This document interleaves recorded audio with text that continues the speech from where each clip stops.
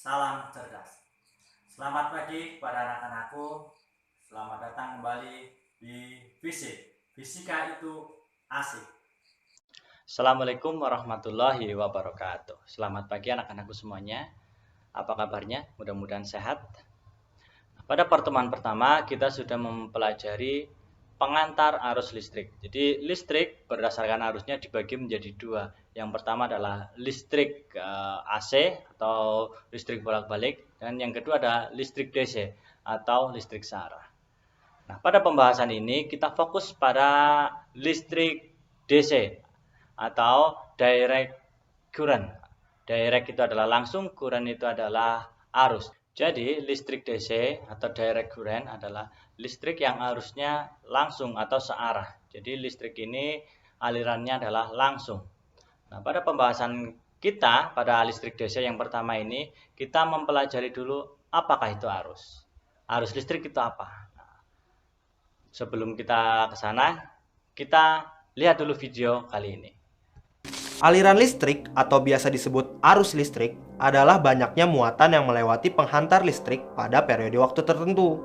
Secara matematis, arus listrik atau I sama dengan muatan atau Q dibagi waktu atau T. Satuan arus listrik adalah ampere. Kalau arus listrik cuma ngalir di satu arah kayak di air sungai, arus listriknya disebut listrik arus searah atau direct current, biasa disingkat DC.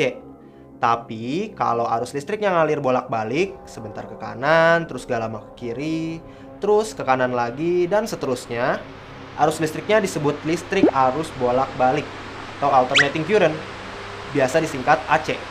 Jadi kita ulangi lagi bahwa aliran listrik atau arus listrik adalah banyaknya muatan yang mengalir pada penghantar listrik dalam waktu tertentu. Dalam matematisnya disimbolkan I sama dengan Q per T. Nah, muatan apakah yang mengalir?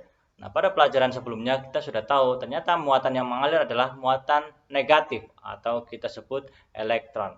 Nah, pertanyaannya adalah mengapa elektron ini mengalir? Nah, untuk menjawab itu kita lihat video selanjutnya. Bola ini. Terus aku pegang di atas kayak gini. Kemudian aku lepas. Bola ini bakal jatuh ke bawah. Ini karena ketika bola diletakkan di atas, dia punya energi potensial dari gaya gravitasi. Ketika aku lepas, energi potensial tadi diubah jadi energi kinetik. Dan benda bergerak dari posisi dengan energi potensial lebih tinggi ke energi potensial yang lebih rendah. Muatan listrik juga sama. Dia bakal bergerak dari potensial listrik yang lebih tinggi ke potensial listrik yang lebih rendah. Karena adanya gaya Coulomb. Perbedaan potensial ini biasa disebut tegangan atau voltase, yaitu energi yang dibutuhkan untuk memindahkan muatan listrik sebesar 1 Coulomb. Secara matematis, tegangan atau V sama dengan energi atau E dibagi muatan atau Q. Jadi kalau misalnya kita butuh 1 Joule untuk memindahkan muatan sebesar 1 Coulomb dari titik A ke titik B, berarti tegangan atau beda potensial antara titik A dan B adalah 1 Joule per Coulomb atau 1 volt. Oke, kita review kembali. Jadi yang dimaksud dengan tegangan atau voltase adalah banyaknya energi yang dibutuhkan untuk memindahkan muatan listrik sebesar 1 Coulomb. Atau secara matematis dituliskan V sama dengan E per Q.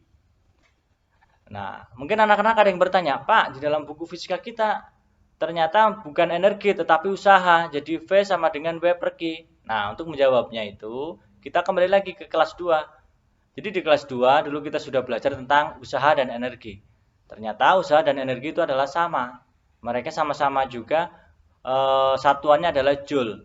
Jadi kalau energi simbolnya adalah huruf E besar, energi, sedangkan usaha atau dalam bahasa Inggrisnya adalah work disimbolkan sebagai W.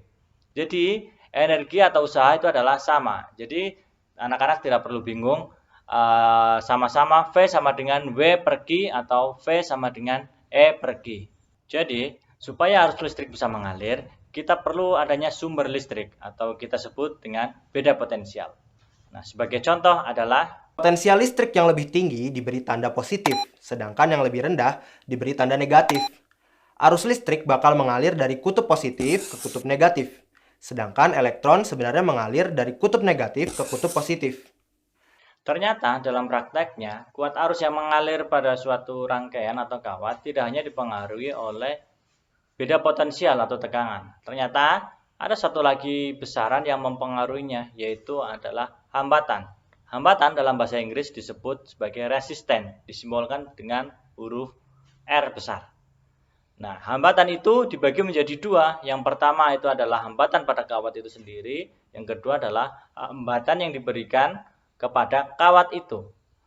Kita bicarakan dulu hambatan yang kedua, yaitu hambatan yang ditambahkan pada kawat. Kenapa hambatan ini dibutuhkan?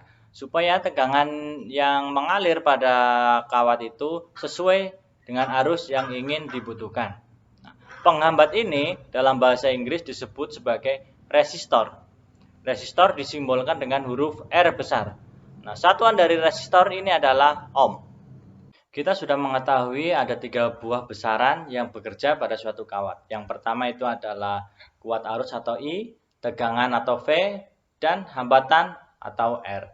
Nah, hubungan dari ketiga besaran ini dapat dijelaskan melalui hukum Ohm. Hukum Ohm berbunyi bahwa kuat arus yang mengalir pada suatu penghantar sebanding dengan beda potensial dan berbanding terbalik dengan hambatannya. Atau secara matematis disimbolkan I sama dengan V per R.